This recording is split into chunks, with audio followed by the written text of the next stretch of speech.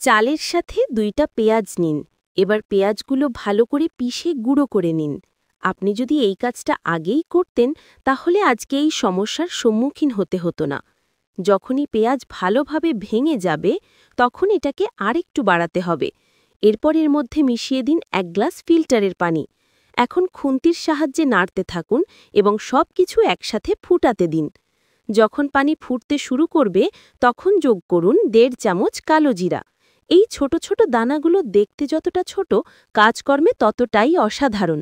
1.5 চামচ কালো জিরা দেওয়ার পর 20 থেকে 30 সেকেন্ড ফুটিয়ে নিন। এরপর দিন 1.5 চামচ মেথি দানা।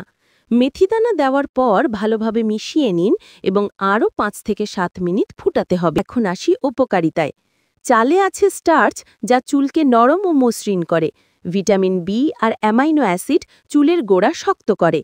চালের পানি ব্যবহার করলে চুল কম ঝরে এবং দ্রুত বাড়ে। এতে থাকা অ্যান্টিঅক্সিডেন্ট চুলকে ড্যামেজ থেকে রক্ষা করে। পেঁয়াজে আছে প্রচুর সালফার, যা নতুন চুল গজাতে সাহায্য করে। রক্ত সঞ্চালন বাড়ায়, চুলের গোড়া শক্ত করে, চুল পড়া কমায় এবং ভাঙা চুল ঠিক করে। একই সাথে চুলকে কালো ও ঘন করতে সাহায্য করে। কালো জিরা, যাকে বলা হয় হেলথ সিড, এতে আছে ওমেগা 3, 6 এবং 9। এগুলো চুল পড়া রোধ করে, দ্রুত চুল গজায়, স্ক্যাল্পের ইনফেকশন, খুশকি ও চুলকানি দূর করে এবং চুলকে শক্ত, কালো ও ঘন করে তোলে। মেথি দানায় আছে প্রোটিন আর লেসিথিন, যা চুলের ভেতর থেকে পুষ্টি দেয়।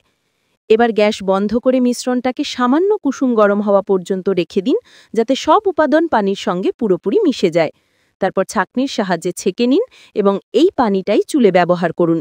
এতে চুল ঝরবে না, গোড়া থেকে স্বাভাবিকভাবে কালো হবে, চুলের গ্রোথ বাড়বে, ঘন হবে এবং রুক্ষ নিষ্প্রাণ চুল থেকে মুক্তি মিলবে।